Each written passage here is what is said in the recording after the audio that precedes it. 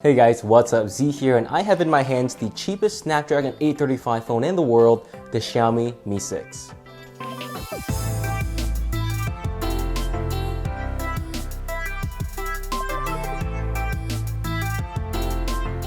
If you want a Snapdragon 835 phone, you pretty much have two options, either the Galaxy S8 or the Mi 6.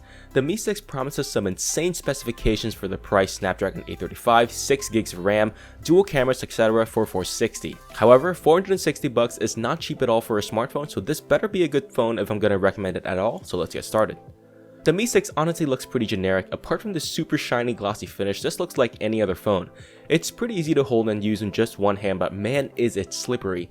The glass in the front and the back makes the phone hover on a cushion of air, which means that any surface that is not perfectly flat, and this phone will start sliding, and my good buddy Martin cracked the corner of his Mi 6 already, so I highly recommend putting the included case on.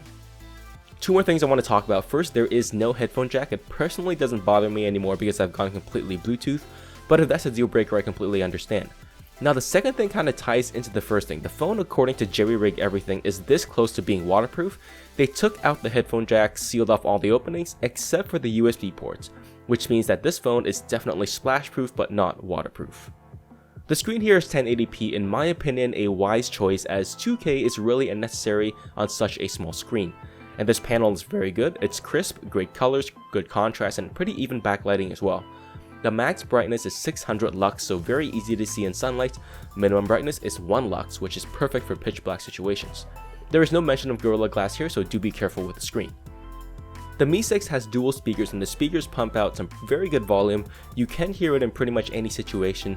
Audio quality is not bad, the audio is clear, and there is definitely quite a bit of bass, so this is a good choice if you want to listen to music.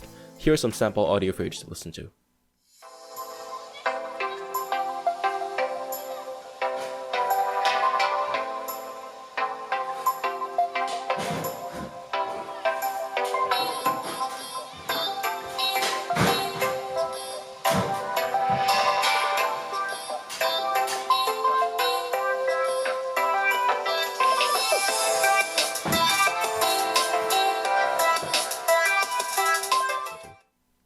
The battery life here is quite good but not amazing. I was able to get around 6 hours of screen on time, and this wasn't the most heavy use.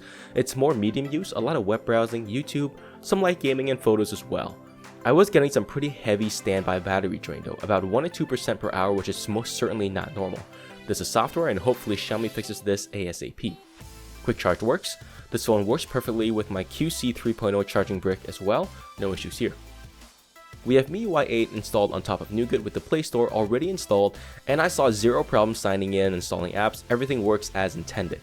Again, you have a ton of features in MIUI 8 that have been covered ad nauseum, but I found a pretty cool feature buried deep in MIUI, and it's a basic version of Tasker already built in. Moving on to performance, the Mi 6 cuts through apps like butter. Everything opens lightning fast, and multitasking is super fast as well. I never came close to using all 6 gigs of RAM here. This phone obviously has no problems gaming either. Any game I threw at it worked 100% and very fast also. The fingerprint sensor here is fast and it is very accurate as well. This is definitely one of the best fingerprint sensors I've used so far. This phone also has excellent connectivity options. I get great reception, 2G, 3G, 4G, and LTE, but the weird thing is that on my main floor, I'm having a lot of trouble getting 4G. I always drop back to 3G or HSPA. The dual band Wi-Fi chip also gives me some good speeds as well. Bluetooth works with all my Bluetooth devices. GPS performance is also very accurate. I don't have any complaints about that here. The Mi 6 also has an IR blaster, which does work but I never use, and this phone also has an NFC chip in here for Android Pay. The dual camera setup here takes great photos in good lighting conditions. Photos have lots of detail, contrast is good, and colors are very vivid and saturated, making the photos very punchy. Also, you should really leave HDR mode on all the time because dynamic range is vastly improved. There really is no reason to turn HDR off. Moving on to portrait mode, which is basically bokeh mode, it blurs out the background quite well, and there is even 2x optical zoom as well, but both of these result in slightly worse quality photos compared to normal mode, so while bokeh and optical zoom might be fine for niche situations, I do recommend sticking to normal mode for HDR turned on for most if not all your camera needs. The front-facing camera takes some good selfies in good lighting conditions. In bad lighting conditions, the photos come out a little bit grainier, but definitely no complaints here.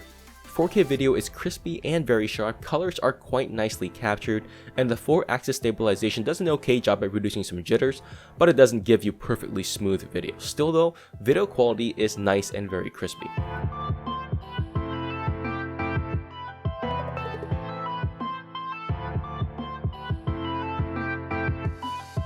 I really like the Xiaomi Mi 6 a lot. It's gonna be my daily driver for now, switching over from my Lenovo Zuck Z2. Again, the battery life here is not gonna be ideal for me in most situations, but I do think I can manage. To be honest, the Mi 6 here is a great phone with two problems. The first one is that there is no headphone jack, so if that is a deal breaker for you, I really do understand.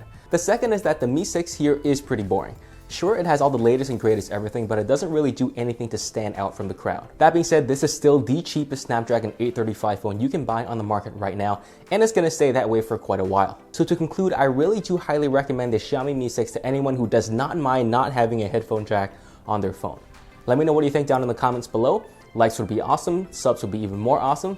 Thanks for watching, and I'll see you guys in the next one.